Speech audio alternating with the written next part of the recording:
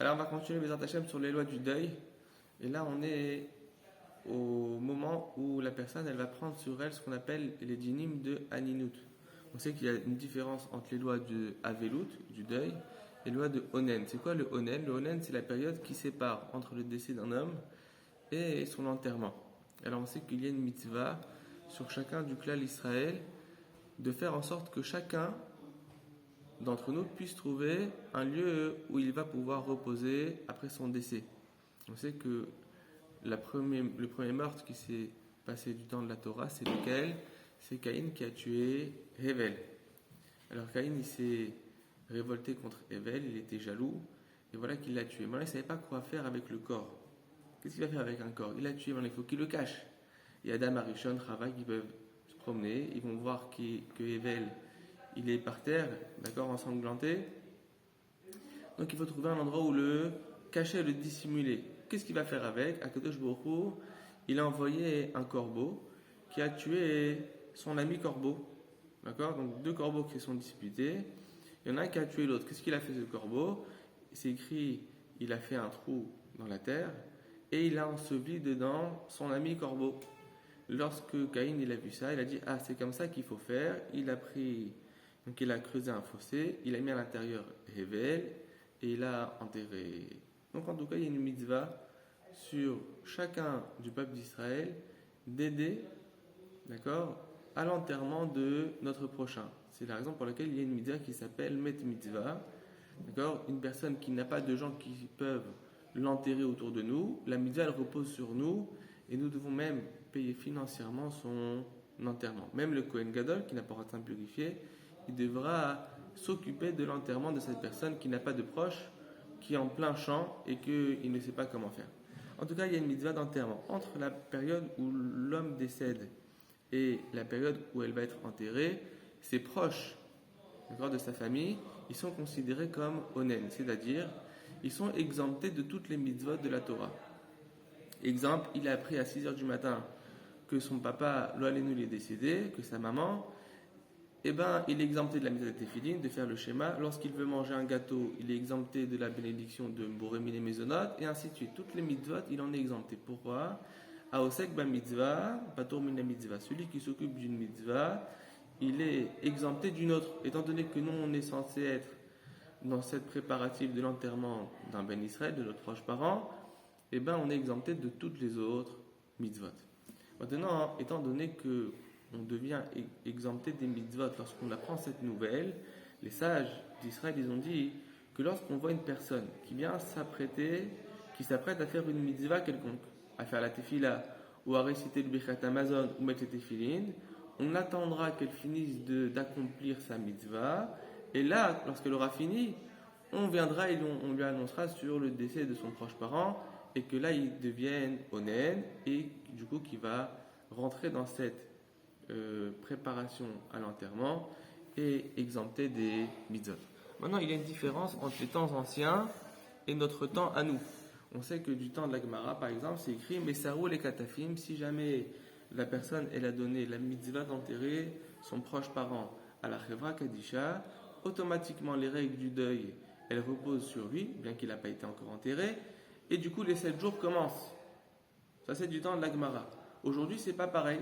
Aujourd'hui, tant qu'on n'a pas enterré notre proche parent, on est considéré comme onen, on est exempté des mitzvot. Chose qu'à l'époque, ils étaient chayavim be mitzvot, ça y est, ils étaient comme des gens en deuil, avec qui sont chayavim de toutes les mitzvot. Maintenant, c'est quoi la différence entre les temps anciens et nos jours?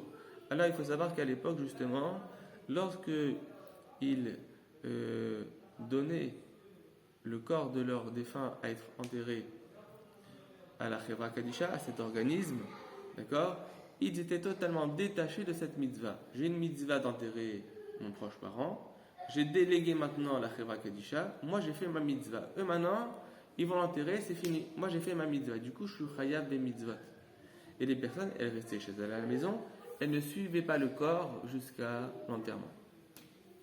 Alors qu'aujourd'hui, qu'est-ce qui se passe? Aujourd'hui, nous quand on délègue une Chevra Kadisha en fait, pour enterrer nos morts, nos défunts, les gens de nos proches familles, on n'est pas en train de les désigner comme les seuls personnes qui vont accomplir cette mitzvah de l'enterrement du défunt. Nous aussi, on s'occupe de cette mitzvah.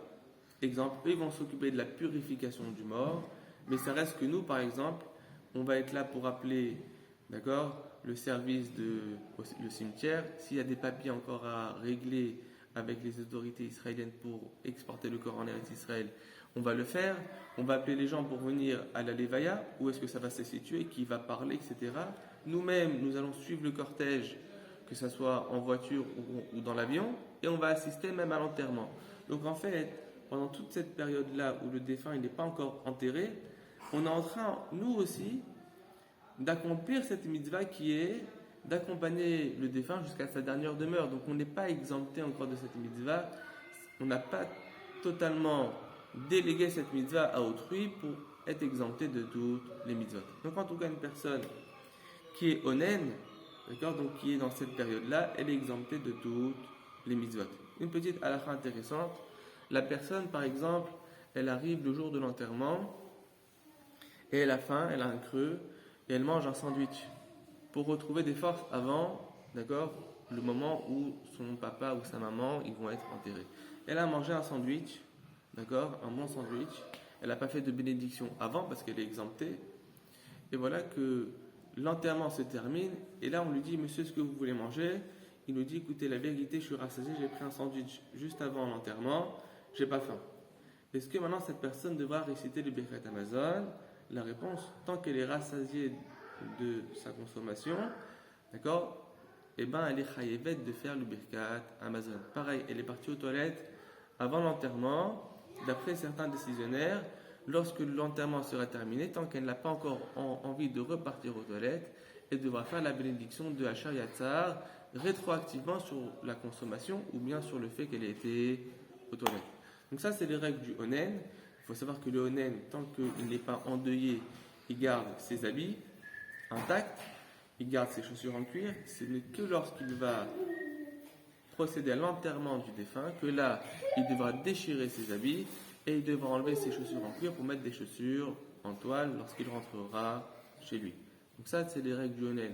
Globalement, et bien le prochain shiur, ça va être comment faire la kriya, comment déchirer notre habit pour un proche parent, que ce soit le papa ou la maman, ainsi que les autres, et comment vont se dérouler la Seudat Avra, le premier repas qu'on va faire après l'enterrement pour les prochains cours. Hazak ou Baruch.